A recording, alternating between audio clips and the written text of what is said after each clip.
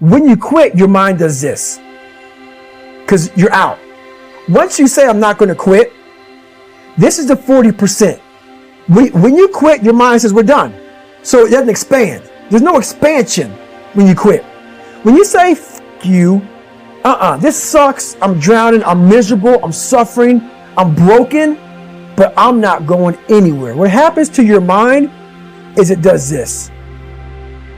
It says, he's not leaving. So we got to expand. We got to grow. We got to figure this fucking thing out. So then these compartments in your brain start to they have to work. They have to work. And then you start to engage parts of your mind that you never engaged before. Small minds and weak people kill big dreams. You might have clear goals and be working on yourself every day. But if you have the wrong folks around you, there's a good chance they could be sucking the life right out of you and making sure that you go nowhere. When I select my crew, I'm not looking for elite runners to pace me. I look for individuals with a foxhole mentality. Of the 4 men who joined Kish and me in Moab, only one had ever done an ultra before, and 2 others barely ran 20 miles a week. But I didn't choose them for their running ability. They all understood me. They appreciated my mindset, knew how far I was willing to go, and were ready to do whatever it took to get me there. My success in this race was their only priority. When I told them I was heading back out to finish the job, nobody was surprised. They had been with me all day, knew I was feeling better, and most importantly, know who the f*** I am. They expected me to try and finish. When I knocked on their doors at 4 a.m, they were damn near packed for the trail already, with a look on their faces that said, "What took you so damn long?" In military speak, the foxhole is a fighting position. In life, it's your inner circle. These are the people you surround yourself with. They know your history and are aware of your future goals and past limitations. But because it's a fighting position, a foxhole can just as easily become your grave. Therefore, it is crucial that you be careful about who you invite in.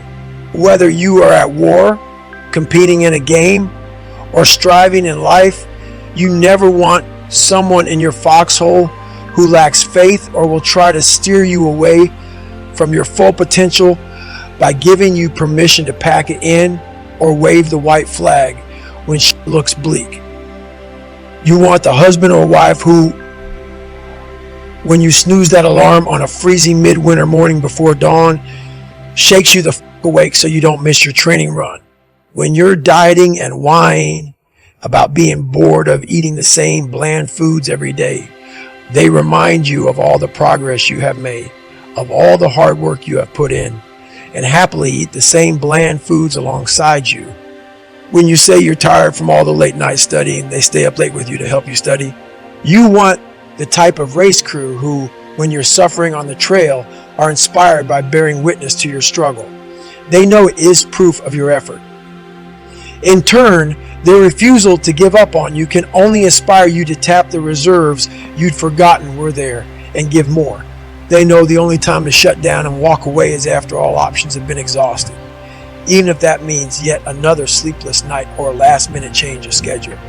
When those are the motherfuckers in your foxhole, how can you not stay in the fight? Most people don't have a selection process for their foxhole. They invite all the old cronies and close relatives in by default, as if growing up with someone is the top qualification for foxhole membership. Old friends are great and shared. History is to be respected, but not every person who has been in your life a long time is looking out for your best interests. Some of them are threatened by your growth because of how it impacts them. Some are looking for a friend to keep them company in their half-assed lives. In order to populate your foxhole with the right people, you must first know who you are as an individual. That means shaking off old belief systems, creaky concepts of the world and your place in it that no longer serve you, and the habits and lifestyle that you've outgrown. Any ideas or interests that were impressed upon you by others, whether they be your family, peers, or culture, must be examined consciously so you can see through all of them and discover your own unique individuality. For most people, this is a slow, organic process that can take years, if it happens at all. But if you bring intentionality to it, individuation can be accelerated. Once you find out who the you are, the world will start delivering you care packages filled with opportunities that will fuel your quest. Do things you hate to do. Be uncomfortable every fucking day of your life. Roger that. I'm not the smartest kid in the world. Okay. Instead of somebody saying, oh no, you're smart. No, don't say that to yourself. I said to myself, no, I'm a dumb motherfucker. Okay, roger that. How do you get smarter? Educate yourself. So the things that we run from the truth. We're running from the truth, man. So the only way I became successful was going towards the truth. As painful and as brutal as it is, it changed me. It allowed me to become, in my own right, who I am today. In addition to power eating and spraying cockroaches, I did a lot of searching after I left the Air Force at 24 years old. I was looking for my place in the world and tried on different personas and subcultures. I explored becoming a wrestler. I got into powerlifting and thought about competing in that sport, but those weren't honest choices. I didn't burn with a desire to wrestle or lift heavy on stage. All I knew was that I didn't want to be David Goggins anymore. I wanted to be the hardest motherfucker ever to live. The problem was, I didn't know what the f that looked like.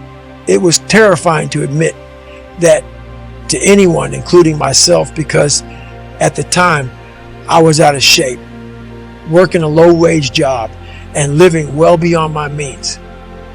How the fuck do you go from that to hard motherfucker? I had no clue and wondered if I was delusional. Who the fuck gave me the right to have such an audacious dream? Even I thought I sounded ridiculous. But as absurd as it may have seemed, I didn't let go of that dream. I let it linger in the back of my brain. Then one day, a care package arrived in the form of a Navy SEAL documentary, and there it was. I finally found a place to start that might just lead to hard motherfucker territory. My dream no longer felt delusional. It felt possible. My evolution had begun, but as my Navy SEAL future crystallized over the next several months, I learned that when you change, not everyone in your life will be on board. You will get some serious resistance, and it will be a pain in your ass. Everywhere I turned, I found family members, friends, and co-workers resistant to my evolution because they loved the Ecolab spraying, chocolate shake slurping fat ass. At 300 pounds, I made them feel much better about themselves, which is another way of saying they were holding me back.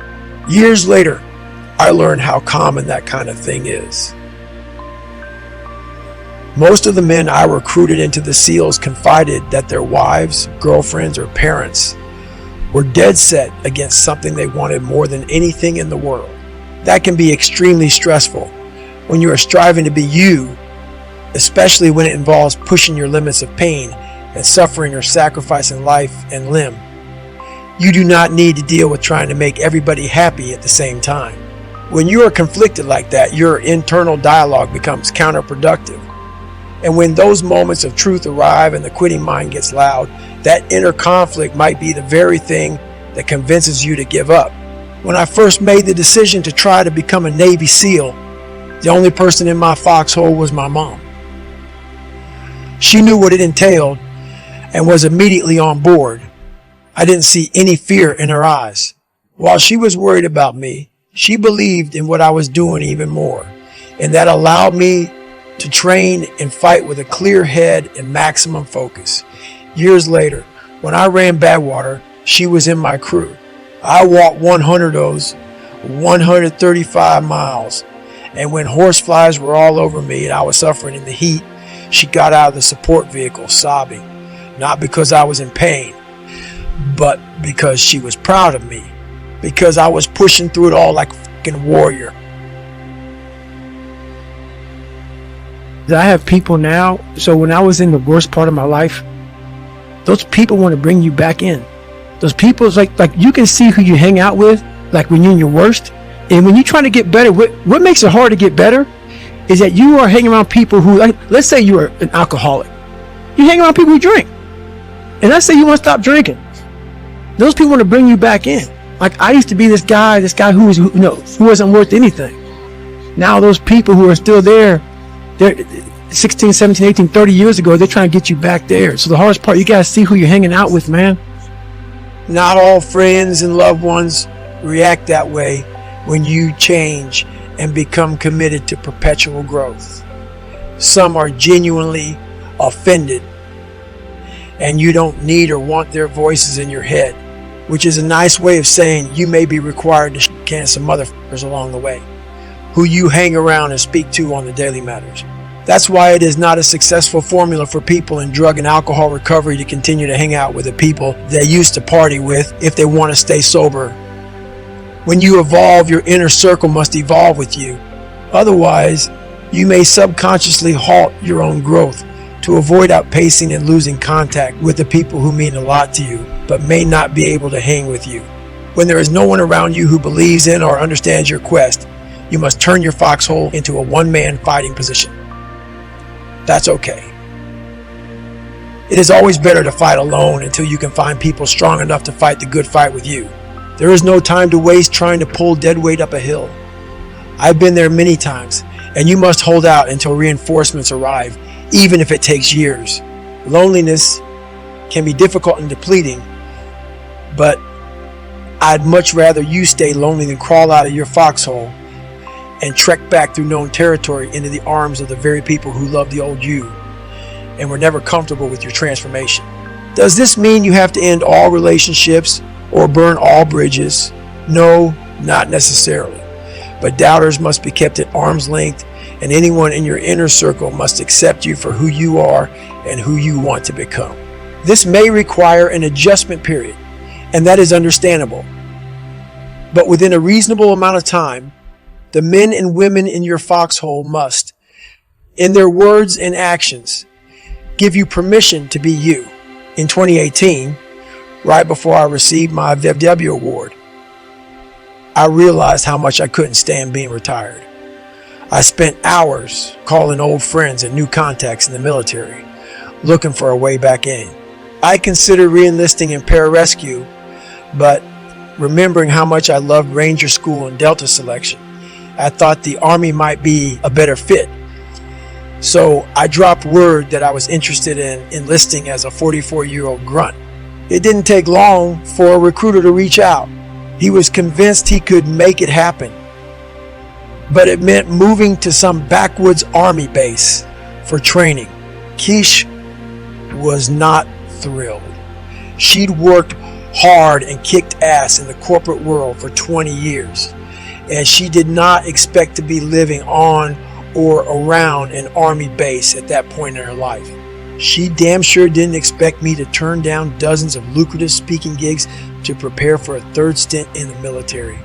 By then, I was already earning more money for an hour or two of public speaking than I'd earn in a year as a grunt. I found myself walking on eggshells, wondering if the woman I loved would want to stay with me. At the same time, I knew living someone else's idea of my life is a recipe for misery. In the end, for a number of reasons, I didn't re-enlist. I got into wildland firefighting instead. My mission hadn't changed. I was, and still am, trying to become the hardest motherfucker to ever live. That's not an ego trip. It's a way of life. It may be far-fetched and even unachievable, but I remain in service of that vision. Fast forward a few years, and Kish is most definitely foxhole qualified. Now, she is the one who blocks off the fire season entirely and turns down every speaking inquiry that comes in for those months without even asking me, because she understands exactly who I am and what I'm about. She knows what my priorities are and fully supports them without question. She admires that I'm fulfilled by doing things that most people shy away from, and that the lure of money and fame do absolutely nothing for me, but leave me feeling empty. She wants me to find my very best. I'm wired the same way. When Keish confided in me that she wanted to run a sub 3:25 marathon. I helped her train and strategize, and she accomplished her goal with a time of 3:21 in Philadelphia. When she mentioned possibly applying to law school, she received a package of LSAT books at the door the very next day. Don't ever tell me you want to run a marathon, because I will sign you up for a race, monitor your daily training, and run that with you. If you tell me you want to be a doctor, I'll be the motherfucker who enrolls you in med school while you're sleeping, and you'll wake up to a class first thing in the morning. Most people can't handle that level of intensity, but that's the kind of backing I want. The type that comes with an expectation of effort and demands hours, weeks, and even years of hard work. Because that is exactly what it takes to fulfill lofty ambitions, and more important than that, find out what you are truly capable of. Who's in your foxhole? Tag them and tell them why.